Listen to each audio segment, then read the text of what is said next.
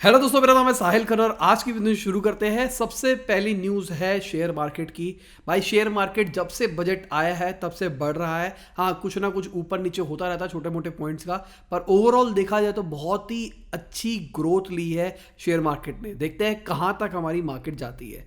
और अगर हम क्रिप्टो की बात करके चलते हैं, जैसे कि डॉज कॉइन भी बहुत ही ज़्यादा तेज़ी से बढ़ा था। एलॉन मस्क ने जब भी ट्वीट किया तो वो बढ़ रहा था, अब वो धीरे धीरे घटना शुरू हो रहा है। इसके ऊपर एलॉन मस्क का कहना है कि ठीक है, अब लोग प्रॉफिट बुक कर रहे हैं तो उनको बेच देना चाहिए।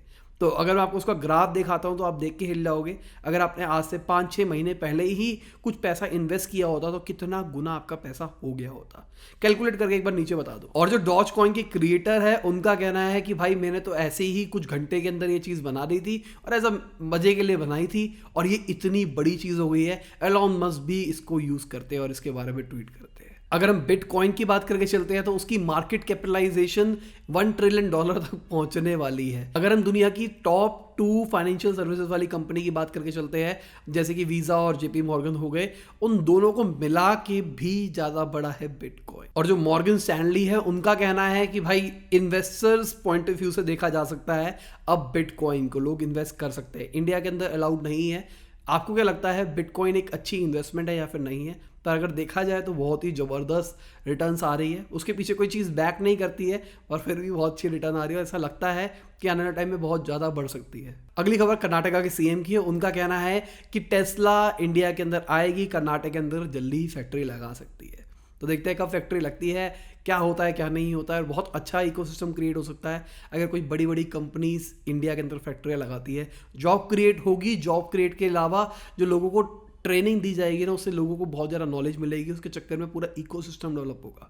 जैसे टेस्ला जैसी कंपनियां आती है जिनके पास बहुत सारा पैसा है, वो इंडिया के अंदर एक इकोसिस्टम डेवलप करेगी कार चार्जिंग का, जहाँ पे आपको जगह जगह पे कार चार्जिंग के स्टेशंस मिलने शुरू हो जाएंगे, जिसके चक्कर में लोग इलेक्ट्रिक कार्स लेने लग जाएंगे। आज के टाइम पे बहुत सारे ऐसे लोग हैं जो कि इलेक्ट्रिक कार्स नहीं लेते हैं, इंक्लूडिंग मी, क्योंकि हमारे को ये डर लगता है कि यार इलेक्ट्रिक कार अगर ले ली तो उसको इतना लंबा दूर नहीं जा सकते, चार्ज करने की फैसिलिटी उतनी ज़्यादा नहीं है।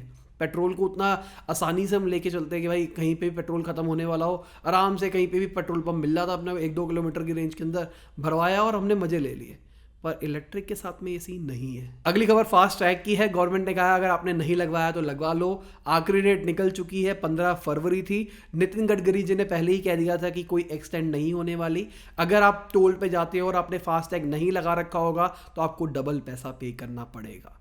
फास्टैग बेसिकली एक कोड टाइप का लग जाएगा आपकी गाड़ी के ऊपर और वो गाड़ी को सिर्फ स्कैन करेगा और आपके अकाउंट से ऑटोमेटिकली पैसे कट जाएंगे। अगली खबर वर्ल्ड बैंक का एक बहुत ही अच्छा डेटा है जो कि मुझे अच्छा लगा आपसे शेयर करना।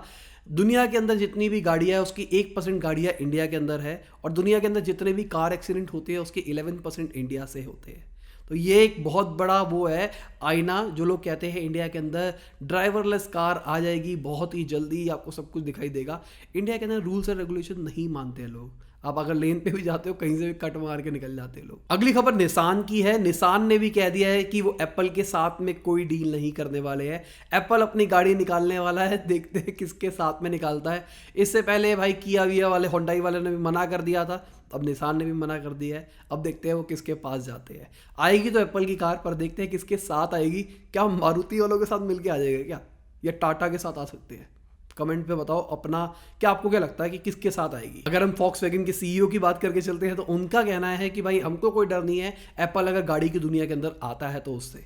और जेन्युइन बात है, एप्पल बहुत ही छोटे सेगमेंट को टारगेट करने वाला है, कोई बहुत बड़ी चीज़ नहीं करेगा। एप्पल मासिस के लिए काम नहीं करेगा और फॉक्सवैगन मासिस के लिए काम करता है, बहुत ज़्यादा स्केल के ऊपर क्रिएट करेगा। जैसे टेस्ला है ना, टेस्ला भी अभी देखा जाए तो क्लासेस के लिए बहुत स्मॉल सेगमेंट के लिए काम कर रहा है। अगर फॉक्सवैगन जैसी गाड़ियाँ लेके आएगी, जैसे टाटा की इंडिया के अंदर बात करके चलते हैं, टाटा की इलेक्ट्रिक कार्स कितनी ज़्यादा बिक चुकी होगी इंडिया के अंदर वर्ष अगर आप टेस्ला से कंपेयर करके चलो तो। अगली एक बड़ी खबर है जो बिजनेस करते हैं, अगर आपने जीएसटी नंबर ले रखा है, अगर आपकी कोई भी अनोमली पकड़ी जाती है, जैसे कि आपने कहीं से बिल लिया है, मतलब कोई सामान लिया है और उसने पीछे से जीएसटी नहीं पे किया है, तो इसके चक्कर में और आपने वो फाइल कर दिया है तो आपके ऊपर अनोमली आएगी कि आपने वो फेक बिल डालने की कोशिश करी है। इसके चक्कर में आपको नुकसान हो सकता है बहुत मोटा।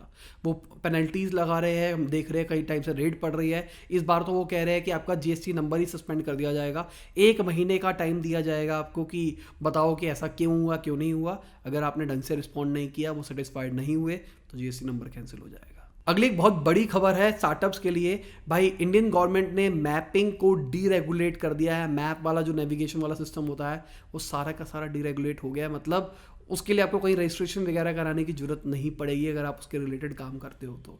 और ये बहुत बढ़िया चीज़ है मेरे हिसाब से। अगर हम मैप माई इंडिया की बात करके चलते हैं तो इसरो के साथ में कोलैबोरेट कर रहा है और वो गूगल मैप्स का ऑल्टरनेटिव लाने वाला है। तो आपको लगता है ये मैप माई इंडिया टाइप्स अगर कोई भी इंडिया मेक इन इंडिया वाली चीज़ आती है तो वो रिप्लेस कर पाएगी इंडिया के अंदर गूगल मैप्स को, या फिर नहीं? कमेंट पे बता दो। क्योंकि गूगल मैप्स के अंदर भी कभी कभार कहीं ना कहीं गलियों वलियों के अंदर बग्स आते हैं, ऐसा नहीं है कि वो भी परफेक्ट है।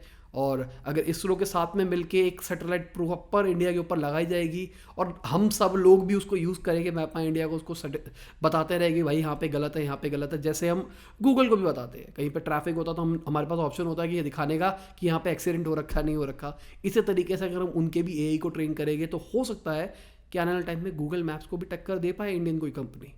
नीचे अपना पॉइंट ऑफ व्यू जरूर बताना। अगली खबर है नेस्ले, हर्शीज, मार्स जैसी चॉकलेट बनाने वाली कंपनीज की 8 बच्चों ने केस किया है। कहा गया है चाइल्ड लेबर करी जा रही है, इनके साथ में पैसे भी नहीं दे जा रहे और इनको गलत तरीके से काम कराया जा रहा है। अगली खबर नेटफ्लिक्स के सीईओ की है। उन्होंने एक बहुत बड़ी बात बोली है जिसको मैं बहुत टाइम से बोल रहा हूँ आप सबको, कि जियो का जो रेवोल्यूशन आया था ना इंडिया के अंदर, वो बहुत ही बढ़िया चीज़ हुई थी।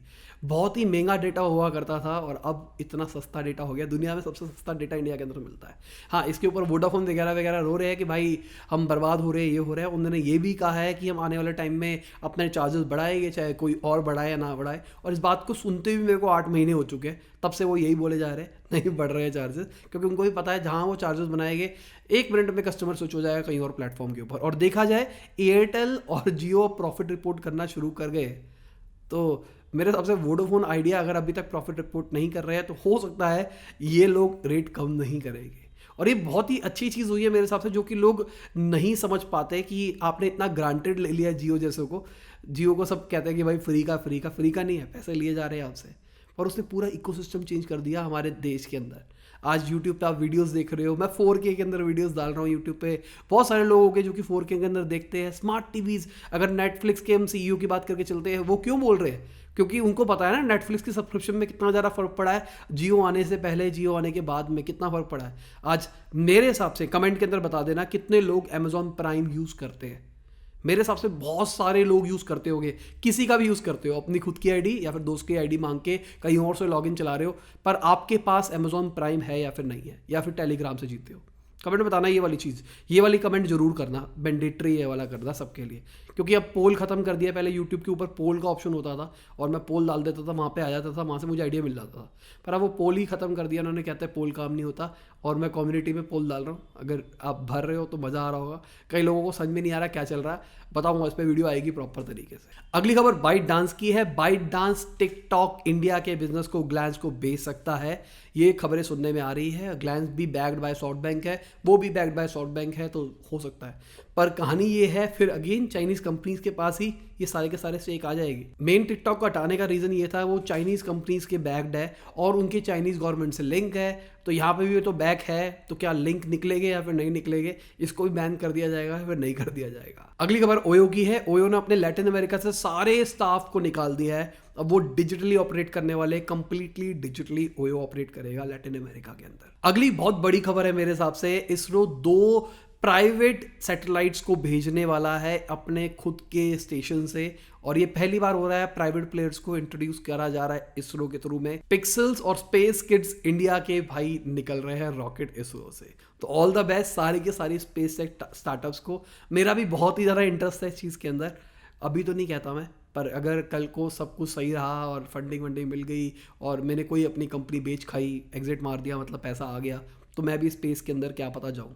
और स्पेस के अंदर आपको लेके नहीं जाऊंगा कि भाई चांद पे जाके तंबू लगा के हम बैठेंगे, पर स्पेस के रिलेटेड कुछ ना कुछ शायद, पता नहीं, अगर इतनी औकात बनेगी कभी जिंदगी में तो पक्का करेंगे। अगली खबर इन्फोसिस की है। वो आइडिया फोर्स टेक्नोलॉजी के अंदर 7.2 करोड़ रुपीस इन्वेस्ट कर रहा है। अब ये करते क्या है, ये ड्रोन बनाते हैं। 2016 के अंदर भी इन्फोसिस ने कुछ पैसा इन्वेस्ट किया था इनके अंदर, अब फिर से कर रहे हैं। तो फ्यूचर इज ड्रोन, मुझे भी लगता है B2B में hub and spoke model type की चीज़ बन सकती है। अभी इस संडे जो आने वाली है वीडियो, उसके अंदर मैंने इस चीज़ के बारे में बात करी है। बिरयानी बाई किलो का इंटरव्यू है, इस संडे आएगा, टाइम पे आएगा। और मैं उम्मीद करता हूँ यार, मैंने एक चीज़ देखी है, बहुत सारे लोग उस टाइम पे एग्जैक्टली ज्वाइन नहीं करते उनको। तो शाम को 6 बजे आएगी प्रिसाइजली, ठीक है, शाम को 6 बजे 7 में लाइव पे आ जाना, ठीक है। और साथ में चैट में मैं आपसे बातें भी करूँगा, अगर आपके कोई क्वेश्चंस हो गए उसके रिगार्डिंग भी बात करेंगे, ठीक है। और कुछ सजेशन हो गए तो वो भी बता देना। पर क्या होगा, अगर आप लाइव को उसी टाइम पे ज्वाइन करोगे ना, तो यार मेरा बेनिफिट हो सकता है, और मैं जानता हूँ कि बहुत सारे लोग चाहते हैं कि हमारा भी बेनिफिट हो, सबका बेनिफिट हो। तो अगर आप उसी टाइम ज्वाइन करोगे ना, तो क्या होगा, हमारे चैनल का उस टाइम पे वॉच टाइम बहुत ज़्यादा शूट हो जाएगा, क्योंकि इतने सारे लोग इकट्ठे लाइव देख रहे होंगे, तो वीडियो के ट्रेंडिंग में टाइप्स में आने के चांसेस बढ़ जाते हैं। तो मैं ट्राई करना चाहता हूँ, पर पता नहीं कितने लोग मेरा साथ देंगे। अगली खबर पीएम मोदी जी की है। उन्होंने भी स्टार्टअप्स के बारे में बात करी है। उन्होंने कहा है कि वो चाहते हैं स्टार्टअप्स इनोवेटिव टूरिज्म प्रोडक्ट्स के बारे में सोचे।